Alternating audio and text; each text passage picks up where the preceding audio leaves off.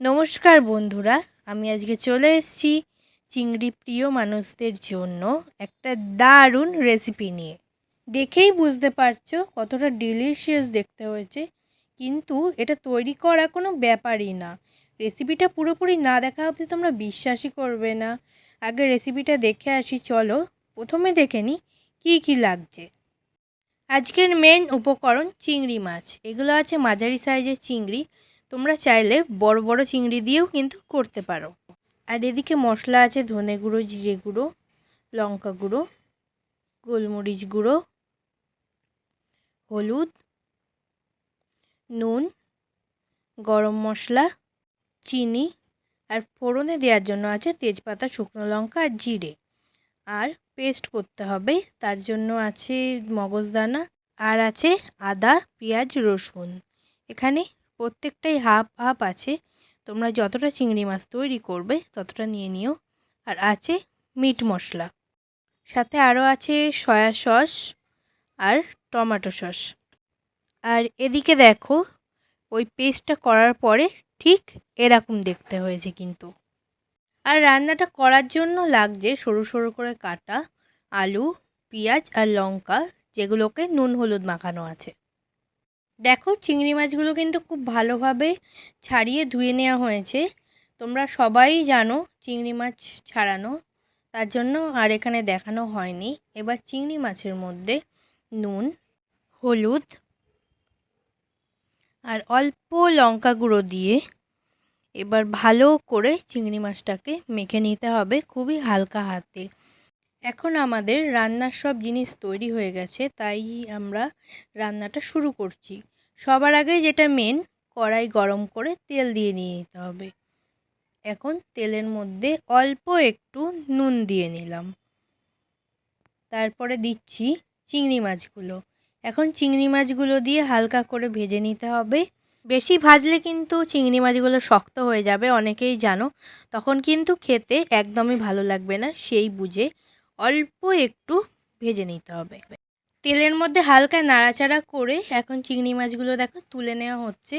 খুব বেশি কিন্তু ভাজা হয়নি, অল্প ভাজার কারণটাও কিন্তু তোমাদেরকে বলেই দিলাম। যাই হোক, সেই তেলে এখন দিয়ে দেয়া হলো ফোড়নের জন্য যেগুলো রাখা ছিল সেইগুলো, মানে শুকনো লঙ্কা, তেজপাতা আর জিরে। সেগুলো কিছুক্ষণ তেলের মধ্যে নেড়ে নিতে হবে, বেশি সময় না, জাস্ট অল্প একটু সময়। এখন যে নুন হলুদ মাখানো আলু আর পেঁয়াজ লঙ্কাগুলো রাখা হয়েছিল সেইগুলো সেই ফোড়নের মধ্যে দিয়ে প্রথমে যেটা করতে হবে, ভালো করে কিন্তু ভেজে নিতে হবে। এখন আর একটা স্পেশাল মশলা মতন তৈরি করা হবে, যার জন্য সেই জিরে গুঁড়ো ধনে গুঁড়োর মধ্যে অল্প জল দেয়া হলো। এখন দেয়া হচ্ছে সয়া সস, তারপর দিতে হবে টমেটো সস, তারপরে গোলমরিচ গুঁড়ো, লঙ্কা গুঁড়ো, সামান্য হলুদ, নুন, চিনি আর গরম মশলা গুঁড়ো। এখন সেগুলো ভালো করে গুলিয়ে নিয়ে যে আলুটা ভাজতে দেওয়া হয়েছিল ফোড়নের মধ্যে, তার মধ্যে দিয়ে খুব ভালো করে মিশিয়ে নিতে হবে। কিভাবে মিশাচ্ছি দেখো তোমরা। এখন যে মগজদানা দিয়ে পেস্টটা করা হয়েছিল সেই পেস্টটা পুরোপুরি দিয়ে দেয়া হলো। আর এরপরেও কিন্তু সেম প্রসেস, ভালো করে মিশিয়ে নিতে হবে।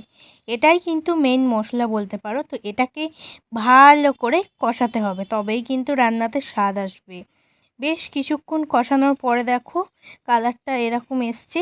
যখন এরকম আসবে তখন বুঝে যেতে হবে যে হ্যাঁ, কষানো কিন্তু হয়ে গেছে, ভালোই তেল কিন্তু ছেড়ে এসছে। এখন তোমরা দেখতেই পাচ্ছো তেল ছাড়ার সাথে সাথে কিন্তু খুব সুন্দর একটা স্মেলও আসবে, তখন বুঝে যেতে হবে এখন এটা তৈরি হয়ে গেছে। আর নাড়িয়েই যেতে হবে যাতে নিচে না লেগে যায়, নিচে লেগে গেলে কিন্তু খুব বাজে লাগবে খেতে। যখন বুঝবে তৈরি হয়ে গেছে তখন কিন্তু চিংড়ি মাছগুলো দিয়ে দেওয়ার সময় হয়ে গেছে বুঝে যাবে। সাথে দিয়ে দেবে অল্প, একদম অল্প, 1 কাপও নয়, হাফ কাপও নয়, 1/4 ভাগ জল। আর দেওয়ার পরেও ভালো করে কষাতে হবে। এটা কিন্তু কষানোর ওপরেই রান্নাটা কেমন হবে সেটা ডিপেন্ড করছে।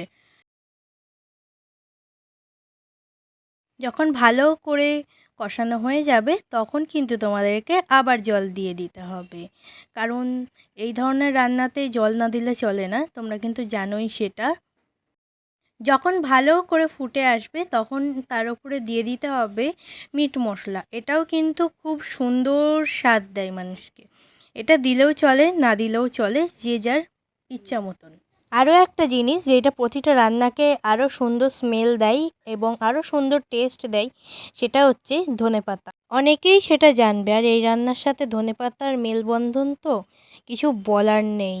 আমি এখন মুখে কিছু বলবো না, জানি মুখে বললে তোমরা বিশ্বাস করবে না, তার জন্যই তোমাদের কাছে শেয়ার করা। এটা কিন্তু আমার প্রচুর ফেভারিট একটা ডিশ।